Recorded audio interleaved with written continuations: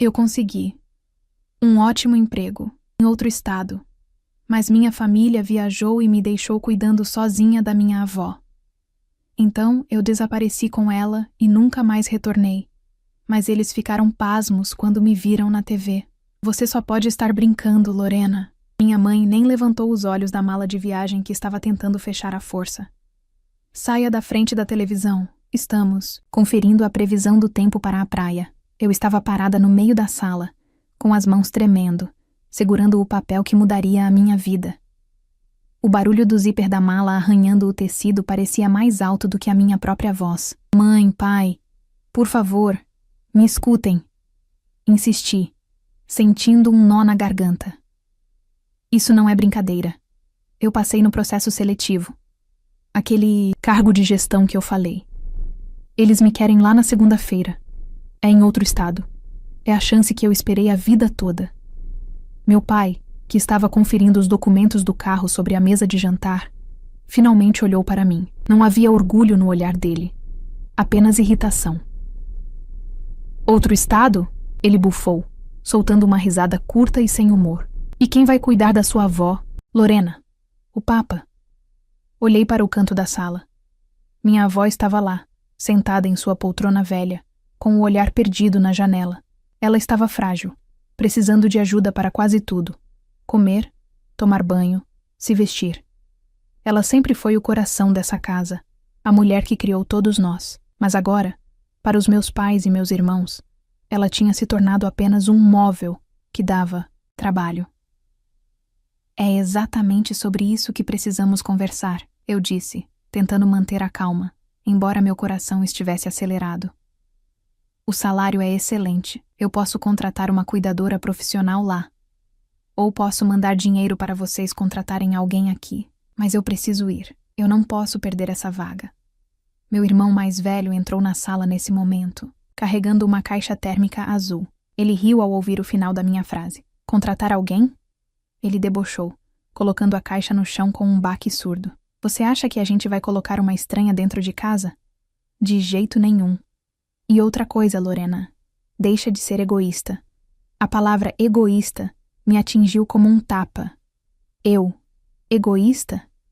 Eu passei os últimos 5 anos da minha vida abrindo mão de finais de semana, de namorados e de viagens para cuidar da vovó, enquanto eles viviam saindo. Eu era a única que sabia os horários dos remédios.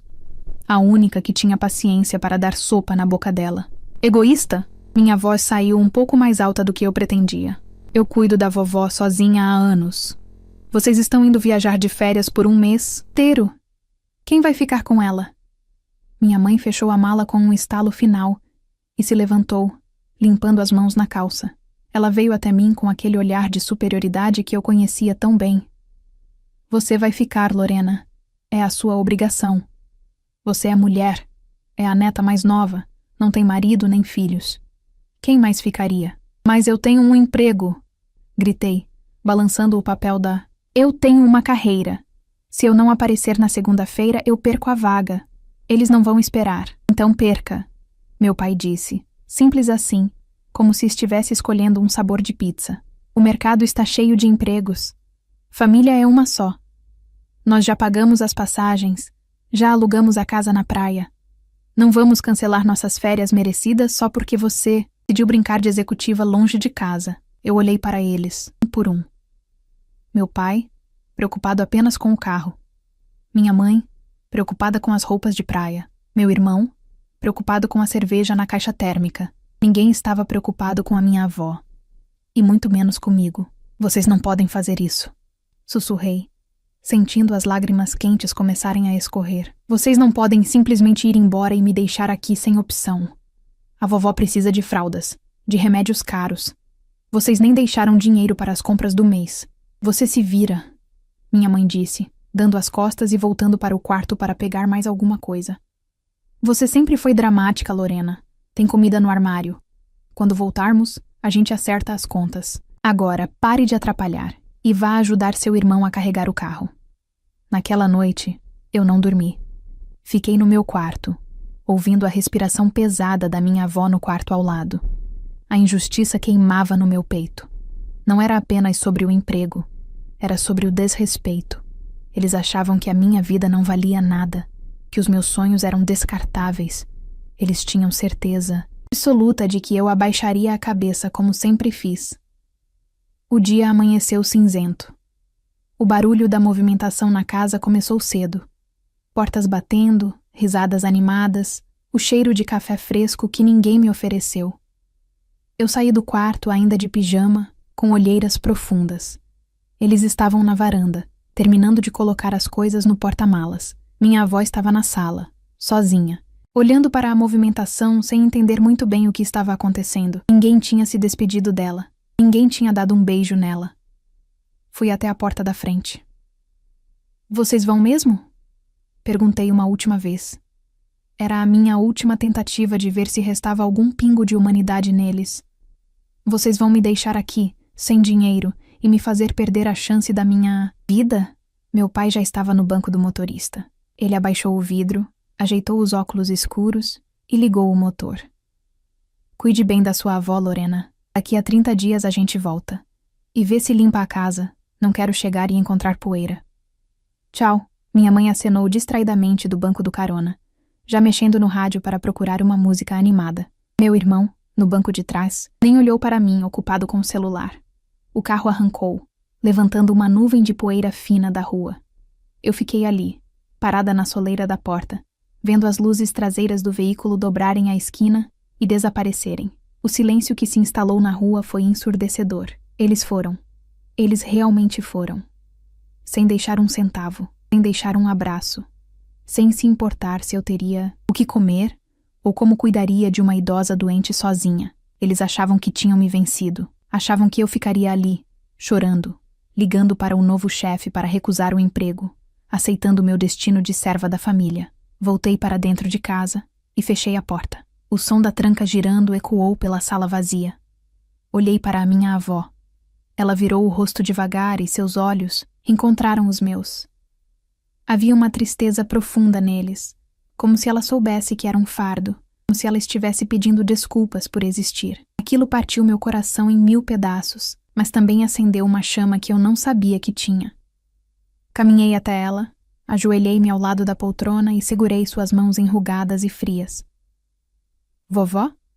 Chamei baixinho. "Eles foram embora, minha filha." Ela perguntou com a voz fraca e trêmula. "Foram, vovó.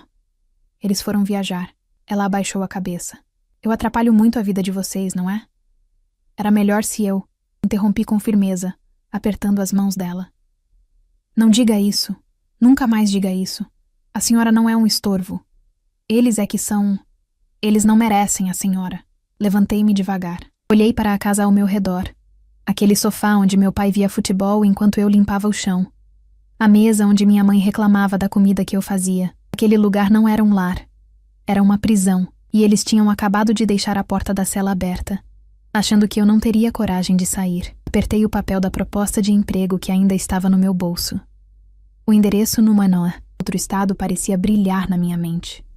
Eu tinha 2 escolhas. A primeira era aceitar a derrota, perder o emprego, usar minhas economias para sustentar a casa enquanto eles gastavam dinheiro na praia e continuar sendo a filha boazinha e explorada. A segunda escolha era insana. Era perigosa. Era algo que a Lorena antiga jamais faria. Olhei novamente para a vovó. Se eu ficasse, nós 2 morreríamos aos poucos naquela casa. Eu, de tristeza e frustração. Ela, de negligência emocional por parte dos outros. Mas se eu fosse, se eu tivesse a coragem de ir... Uma calma fria e absoluta tomou conta de mim. Não era raiva. Era clareza. Eles achavam que eu estaria aqui cuidando da casa quando voltassem? Eles achavam que podiam dispor da minha vida, como bem entendessem. Respirei fundo, sentindo o ar entrar nos meus pulmões como se fosse a primeira vez em... "Vovó", eu disse, com um sorriso que não chegava aos olhos, mas que era cheio de determinação. "A senhora gosta de viajar?" Ela me olhou, confusa. "Viajar? Nós não temos dinheiro, minha filha, e eles levaram o carro." "Não se preocupe com isso", respondi, caminhando até a estante e pegando o telefone fixo. "A senhora confia em mim?" "Confio, minha filha. Mais do que em qualquer pessoa." "Ótimo, porque nós não vamos ficar aqui." Essa casa não é mais o nosso lugar. Disquei o número de uma empresa de mudanças e vendas de usados que eu tinha visto num panfleto dias atrás. Enquanto o telefone chamava, comecei a olhar para os móveis, ao meu redor não como objetos de valor sentimental, mas como passaportes para a nossa liberdade. Eles queriam férias? Eles teriam férias. Mas quando voltassem, a surpresa que os aguardava seria muito maior do que a conta de luz atrasada. Aquele momento insustentável, aquela partida cruel deles, não foi o meu fim. Foi o sinal verde que eu estava esperando. Alô? A voz do atendente soou do outro lado da linha. Compro e vendo tudo. Em que posso ajudar? Bom dia. Minha voz saiu firme, sem tremer. Eu tenho uma casa inteira para vender. Móveis, eletrodomésticos, tudo. Mas preciso que seja hoje. E preciso de um transporte grande. Tenho uma viagem longa para fazer. Desliguei o telefone e olhei para a minha avó. Vamos fazer as malas, vovó. A gente vai começar uma vida nova, e eles não fazem parte dela. O homem que veio avaliar os móveis chegou em menos de 1 hora. Ele tinha um olhar avaliador, rápido e prático. Típico de quem negocia bens usados todos os dias. Eu abri o portão, meu coração batendo forte contra as costelas. Mas minhas mãos já não tremiam mais. A decisão estava tomada, e não havia espaço para arrependimentos. É tudo o que está na casa? Ele perguntou, olhando para a sala de estar. Tudo. Respondi cruzando os braços. Sofás, televisão, mesa de jantar, camas, guarda-roupas, geladeira, fogão, tudo tem que ir hoje. O pagamento tem que ser à vista. Ele ergueu uma sobrancelha, surpreso com a urgência, mas não fez perguntas pessoais. Para ele, era apenas um negócio. Para mim, era a minha carta de alforria. A negociação foi rápida. Eu não estava ali para barganhar centavos. Eu precisava de liquidez e velocidade. Vi o homem e seus ajudantes começarem a desmontar a estante onde meu pai exibia seus troféus de futebol amador com tanto orgulho. Senti uma pontada estranha, não de tristeza, mas de justiça. Aquele era o mesmo pai que não quis gastar R$1 para ajudar nos remédios da própria mãe. Agora, os bens dele serviriam para dar a ela o conforto que ele negou. Enquanto eles carregavam a televisão enorme da sala, a joia da coroa da minha mãe, fui até o quarto da vovó. Eu tinha separado apenas o essencial: roupas confortáveis para ela, seus documentos, as receitas médicas e as poucas fotos antigas que ela guardava numa caixa de sapatos. O que está acontecendo, Lorena? Que barulho é esse? Ela perguntou, sentada na beirada da cama, segurando sua bolsinha de mão com força. Estamos nos mudando, vovó. Lembra? Vamos para um lugar melhor, disse eu, agachando-me para colocar os sapatos ortopédicos nela. Um lugar onde a senhora vai ter um quarto com vista. Para um jardim, não para esse muro cinza. Ela sorriu, um sorriso confiante que me deu ainda mais forças. Vendi tudo. A cama de casal dos meus pais, o videogame do meu irmão, as cadeiras de varanda, até o micro-ondas. A casa foi se esvaziando, cômodo por cômodo, até restar apenas o eco das nossas vozes. O dinheiro, maços de notas que o comprador me entregou, foi direto para a minha bolsa segura. Era o suficiente. Dava para pagar o transporte especial que eu havia contratado, o aluguel dos primeiros meses no novo estado, e ainda sobrava uma reserva para emergências. Quando o caminhão de mudanças partiu, a casa parecia enorme e fria. Mas pela primeira vez, eu não me sentia sufocada ali dentro. Eu me sentia leve. O transporte que contratei chegou no final da tarde. Não era um ônibus comum, mas uma van adaptada, com bancos reclináveis e muito conforto. Ideal para uma viagem longa com uma idosa. O motorista, um senhor muito educado, ajudou a acomodar minha avó com todo o cuidado do mundo, algo que meus irmãos nunca fizeram. Antes de sair, fiz uma última varredura. A casa estava oca, sem cortinas, sem tapetes, apenas as paredes nuas e as marcas de onde os quadros costumavam ficar. Fui até a cozinha, onde a geladeira costumava reinar, e agora havia apenas um espaço vazio e sujo no chão. Peguei um pedaço de papel e uma caneta que tinha sobrado no meu bolso. Escrevi o bilhete. Não precisava de textão, nem de justificativas longas. A minha ausência já era a mensagem completa. A vovó está comigo. Vamos ficar bem longe daqui. Não se preocupem em nos procurar, pois não seremos encontradas. A casa está limpa, como vocês pediram.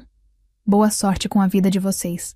Agora que ela é inteiramente responsabilidade de vocês. Colei o bilhete na parede da cozinha com um pedaço de fita adesiva. Deixei a chave da porta da frente embaixo do tapete da entrada. O lugar óbvio de sempre. Entrei na van. O motorista ligou o ar-condicionado. Minha avó já estava cochilando, coberta com uma manta macia que comprei para a viagem. Olhei para a rua onde cresci, para a casa onde fui tratada como empregada, e sussurrei um adeus definitivo. A viagem foi longa, mas tranquila.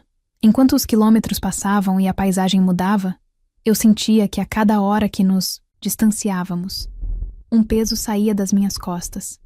Eu tinha conseguido. Eu tinha escapado. Semanas depois, já instalada no novo estado, soube o que aconteceu através de uma vizinha fofoqueira, que eu mantive no meu antigo contato apenas para isso. Ela me contou tudo com detalhes, sem saber onde eu estava. Segundo ela, a família chegou num domingo à tarde, bronzeada e barulhenta. Carro parou na frente da garagem e eles desceram cheios de sacolas de compras da viagem, rindo alto. A primeira surpresa foi o silêncio. Ninguém veio abrir o portão. Meu pai teve que descer e abrir ele mesmo, praguejando contra a minha preguiça. Quando entraram na sala, o choque foi absoluto. A vizinha disse que ouviu os gritos da rua. "Cadê as minhas coisas?" Minha mãe berrava desesperada. Eles correram pela casa, quarto por quarto, encontrando apenas o vazio. Nada de TV, nada de camas, nada de fogão para fazer um café. Acharam que tinham sido roubados. O desespero se transformou em confusão quando viram que não havia sinais de arrombamento. Foi então que encontraram o bilhete na cozinha. A ficha demorou a cair. Eles não conseguiam acreditar que a Lorena bobinha tinha tido a coragem de fazer aquilo.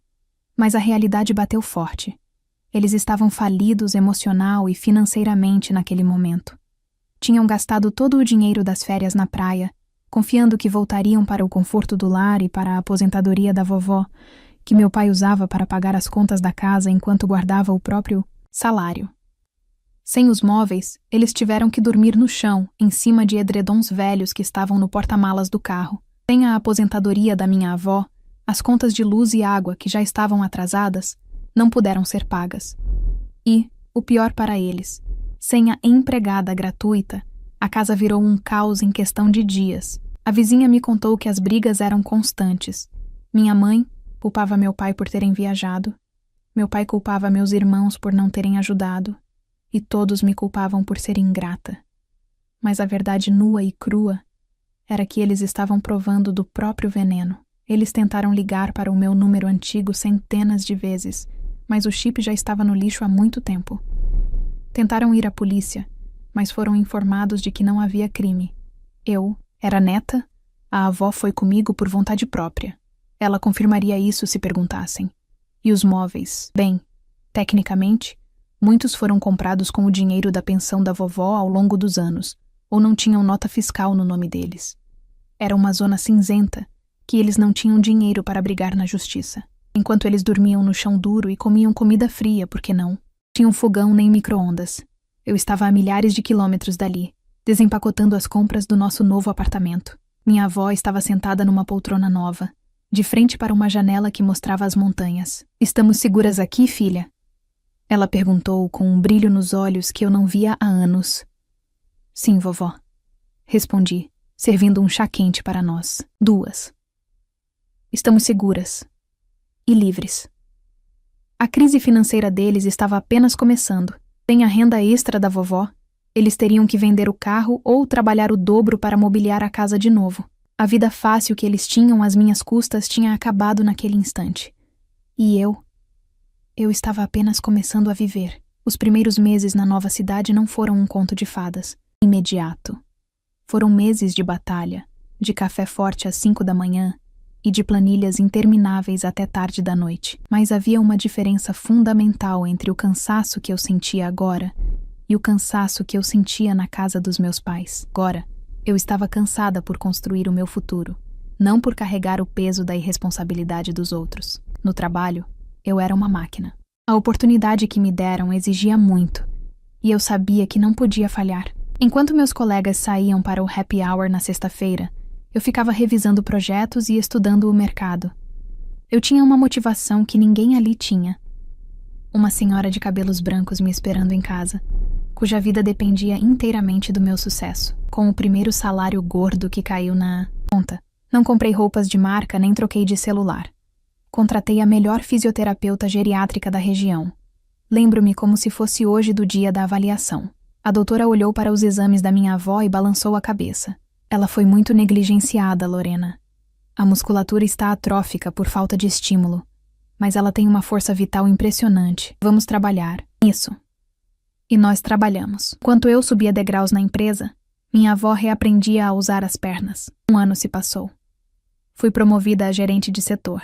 Meu chefe me chamou na sala dele, impressionado com os resultados que eu tinha entregue num projeto que todos consideravam perdido. Você tem uma visão que falta na maioria das pessoas, Lorena.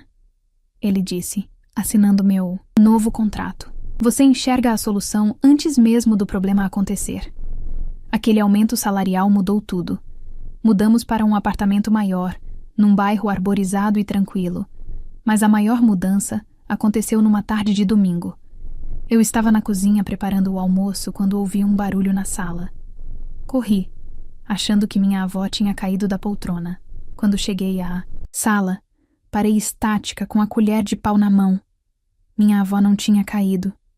Ela estava em pé, segurando-se levemente no encosto do sofá, sorrindo para mim, sem andador, sem a cadeira de rodas. Olha, minha filha, ela disse, dando 2 passos trêmulos mais firmes em minha direção. Eu fui buscar meus óculos. Chorei. Chorei como uma criança. Abracei aquela mulher pequena e frágil que meses atrás meus pais diziam que só dava trabalho e despesa. Ali estava a prova de que amor e cuidado curam. O dinheiro que meus pais gastaram em viagens fúteis poderia ter dado essa dignidade a ela muito antes. Mas eles escolheram o prazer imediato. Eu escolhi a vida. Com a saúde renovada, minha avó deixou de ser apenas a pessoa que eu cuidava e passou a ser minha companheira. Ela recuperou a lucidez, a vaidade e a alegria de viver. Começamos a frequentar teatros, restaurantes e parques. A ascensão na minha carreira continuou num ritmo acelerado. 3 anos após a nossa fuga, fui nomeada diretora regional. Eu era a mulher mais jovem a ocupar aquele cargo na história da empresa. Minha reputação era de uma líder justa, implacável, com a incompetência, mas extremamente humana. Comecei a ser convidada para eventos importantes da alta sociedade local, jantares beneficentes, inaugurações, premiações. E ao contrário do que muitos fariam, eu nunca ia sozinha ou com um namorado de fachada. Eu levava a minha avó. No começo via os olhares curiosos. Quem é a velhinha com a diretora Lorena? Mas bastavam 5 minutos de conversa para todos se apaixonarem por ela. Minha avó, com seus vestidos elegantes que eu mandava fazer sob medida e seus cabelos prateados sempre impecáveis, virou uma espécie de celebridade entre os meus pares. Ela tinha uma sabedoria simples, que encantava os empresários e as esposas dos investidores. Num desses jantares de gala, um momento marcou minha memória. O presidente de uma multinacional parceira veio nos cumprimentar. Lorena, sua avó é uma joia, ele disse, beijando a mão dela. Agora entendo de onde vem sua força. A maioria das pessoas na sua posição esconde a família ou a deixa em asilos caros para não atrapalhar a imagem. Você a traz para o palco. Isso é caráter. Aquilo me fez pensar na minha antiga família. Onde estariam eles? Eu sabia, vagamente, que a situação deles tinha degringolado, mas eu não procurava saber. Eles eram fantasmas de um passado que eu tinha enterrado. Eu não sentia ódio, apenas uma indiferença imensa. Eles escolheram o caminho deles, e eu construí o meu. A virada final que nos levaria ao clímax dessa jornada aconteceu numa terça-feira comum. Minha secretária entrou na minha sala com uma expressão de choque misturada com excitação. Senhora Lorena, tem uma ligação na linha 1. É da produção daquele programa de TV. O programa de domingo, sabe? O mais assistido do país. Franzi a testa. O que eles querem comigo? Eles querem contar a sua história. Ficaram sabendo do prêmio de executiva do ano que a senhora ganhou e da história? De como a senhora trouxe sua avó para morar aqui. Eles querem um especial sobre superação e sucesso feminino. Minha primeira reação foi negar. Eu prezava pela minha privacidade. Não queria expor minha vida. Não queria que meus pais vissem onde eu estava. O medo daquela gente tóxica ainda existia, escondido lá no fundo. Pedi um tempo para pensar e fui para casa. Encontrei minha avó na varanda, lendo um livro, com a pele corada de saúde e um chale de seda sobre os ombros. Contei a ela sobre o convite. Eu acho que não vou aceitar, vovó, disse eu, sentando ao lado dela. Não quero confusão. Não quero que eles saibam de nós. Ela fechou o livro devagar e me olhou com uma seriedade que me arrepiou. Lorena, olhe para tudo o que você construiu. Olhe para mim. Eu estava morrendo naquela casa, minha filha. Eu era um trapo velho jogado num canto. Hoje, eu me sinto uma rainha. Você não roubou nada. Não fez nada de errado. Você salvou a nós duas. Ela segurou minha mão com força.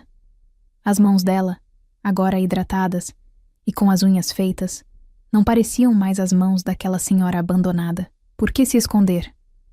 Ela continuou. O medo é a arma de quem deve. Você não deve nada. Se eles virem você na TV, se virem o quanto vencemos, isso não é provocação. É justiça. É mostrar ao mundo que o amor vence o egoísmo. Aceite, minha filha. Vamos brilhar naquele palco, juntas. As palavras dela foram o empurrão que faltava. Ela tinha razão.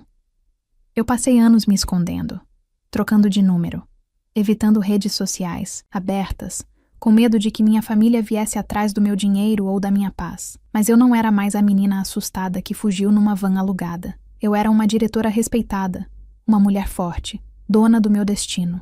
No dia seguinte, liguei para a produtora. Eu aceito, disse com a voz firme. Mas tem uma condição. Qual seria? A produtora perguntou ansiosa. Eu não vou sozinha. Minha avó vai comigo, e quero que ela seja tratada como a rainha que é. Sem ela, não há história. A produtora adorou. Eles marcaram a data. Passagens de primeira classe, hotel 5 estrelas na capital onde ficavam os estúdios, motorista particular. Tudo do bom e do melhor. Enquanto a equipe de maquiagem e figurino preparava os detalhes para a nossa viagem, eu sentia um frio na barriga diferente. Não era medo. Era a antecipação de um encerramento de ciclo. Eu sabia, no fundo do meu coração, que aquele programa de TV seria assistido por milhões de pessoas e em algum lugar, numa sala humilde com uma TV velha, o passado estaria assistindo. Eu estava pronta. Minha avó estava pronta. Nós não íamos lá para atacar ninguém. Nós íamos lá para celebrar a nossa vitória. E se a imagem da nossa felicidade causasse dor em quem nos desprezou, bem, isso não era mais problema meu.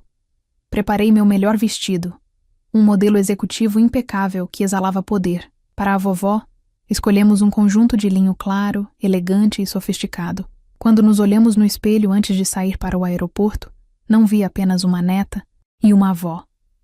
Vi 2 sobreviventes que transformaram dor em ouro. A limusine chegou. O motorista abriu a porta. Pronta, vovó? Perguntei. Mais pronta do que nunca, minha querida. Ela respondeu, erguendo o queixo. O palco nos aguardava.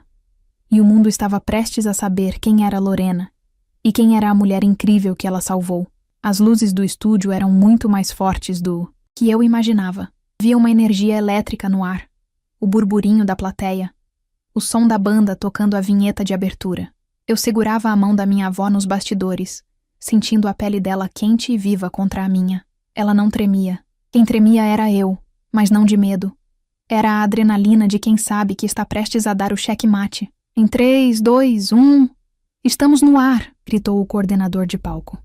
O apresentador, um homem carismático que eu via na TV desde criança, anunciou nossos nomes. Hoje vamos conhecer uma história de renascimento. Recebam com uma salva de palmas a diretora executiva Lorena e sua inspiração, Dona Matilde. Entramos. O aplauso foi ensurdecedor. Minha avó caminhou ao meu lado com uma elegância natural, sorrindo e acenando como se tivesse nascido para aquilo. Sentamo-nos no sofá de veludo no centro do palco. A entrevista começou leve.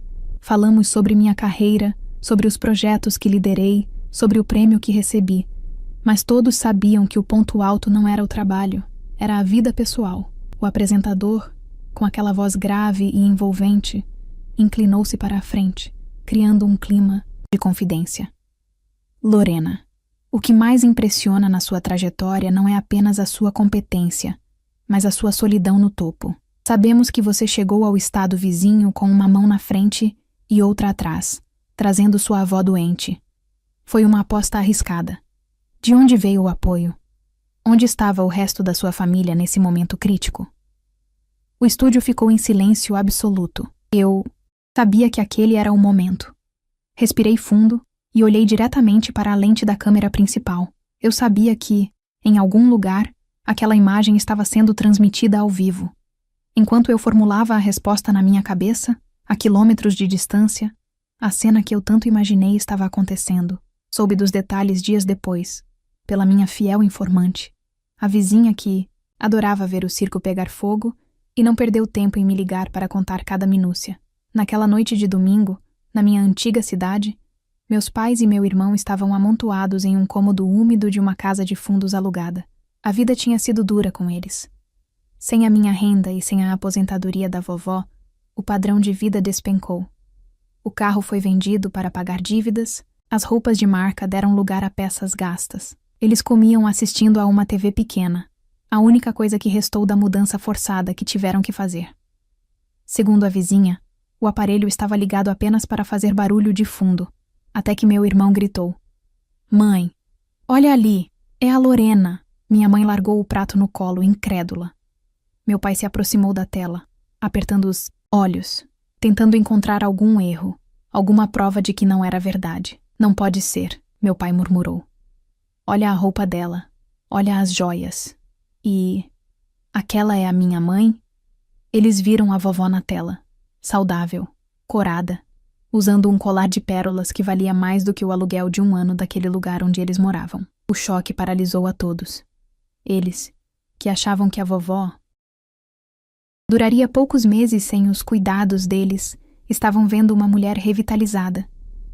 De volta ao estúdio, eu respondi à pergunta do apresentador, mantendo o olhar fixo na câmera, como se pudesse ver através dela e encarar meus pais nos olhos. "Essa é uma pergunta interessante", comecei, com a voz calma e firme. O apoio veio unicamente desta mulher ao meu lado. Minha avó foi meu pai, minha mãe e minha amiga. "Mas e seus pais biológicos? Irmãos?" O apresentador insistiu, curioso. "Eles não participam desse sucesso?" Apertei a mão da vovó. Ela sorriu para mim, me autorizando. "Sabe, apresentador." Fiz uma pausa dramática. Biologia não define família. Eu tive parentes, sim. Mas no dia em que eu mais precisei, no dia em que tive que escolher entre meu futuro e a vida da minha avó, eles escolheram viajar de férias. Eles nos deixaram para trás sem olhar pelo retrovisor. Ouvi um suspiro de espanto na plateia. Para responder sua pergunta, não, eles não participam. Para mim e para a minha avó, essas pessoas deixaram de existir no momento em que saíram por aquela porta anos atrás. Nós somos sozinhas no mundo. Somos completas uma com a outra. Tudo o que construí, todo o meu patrimônio, todo o meu cuidado, é exclusivamente dela. Não existe mais ninguém. Na casa humilde, o silêncio foi quebrado pelo som do choro da minha mãe. Não era choro de saudade, era choro de perda. Eles ouviram, em rede nacional, que tinham sido apagados. Meu pai, segundo a vizinha, socou a mesa bamba da cozinha. "Ela não pode fazer isso!" Ele gritou com o rosto vermelho. "Nós somos a família dela. Aquele dinheiro devia ser nosso. A minha mãe é minha responsabilidade." Mas o grito dele morreu na garganta quando a vovó pediu o microfone no palco. "Posso dizer uma coisa?" A voz da vovó soou cristalina nos alto-falantes da TV. "Claro, dona Matilde", disse o apresentador. Ela olhou para a câmera, com uma doçura que escondia uma força titânica. "Eu perdoo quem me abandonou. O esquecimento é a melhor forma de perdão. Eu tenho uma neta que vale por 10 filhos. Eu sou a mulher mais rica do mundo, não pelo dinheiro da Lorena, mas pelo amor que ela me deu quando ninguém mais quis. Quem nos assiste agora e nos conhece, saiba, nós estamos felizes. Sigam suas vidas, pois nós seguimos as nossas." Foi o golpe final. Minha mãe desabou no sofá velho, cobrindo o rosto com as mãos. Eles perceberam naquele instante que não havia volta. Não adiantava ligar, não adiantava processar, não adiantava fazer chantagem emocional. Eles tinham perdido a galinha dos ovos de ouro. E pior, tinham perdido a dignidade perante todos que os conheciam e estavam assistindo ao programa. O programa terminou com aplausos de pé. Fomos abraçadas pela equipe, tiramos fotos, recebemos flores. Quando saímos do estúdio e entramos no carro que nos levaria ao hotel, senti uma leveza que nunca tinha experimentado antes. O último fio que me prendia àquele passado de humilhação tinha sido cortado. Você foi maravilhosa, vovó, disse eu, encostando a cabeça no ombro dela. Nós fomos, minha filha. Nós fomos. Meu celular tocou. Era um número desconhecido, mas com o código de área da minha cidade natal. Eu sabia quem era.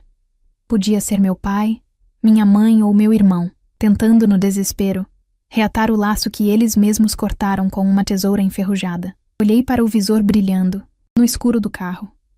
Olhei para a minha avó, que já cochilava tranquila ao meu lado. Com um sorriso sereno, recusei a chamada e bloqueei o número. Em seguida, desliguei o aparelho. A vingança não é gritar, nem brigar, nem desejar o mal. A maior vingança é ser feliz, ter sucesso e deixar que o próprio tempo mostre a cada um o resultado de suas escolhas. Eles ficaram com as férias deles. Eu fiquei com a minha avó e com o mundo. O carro acelerou pela avenida iluminada, nos levando para longe, em direção a um futuro onde só havia espaço para quem sabia amar.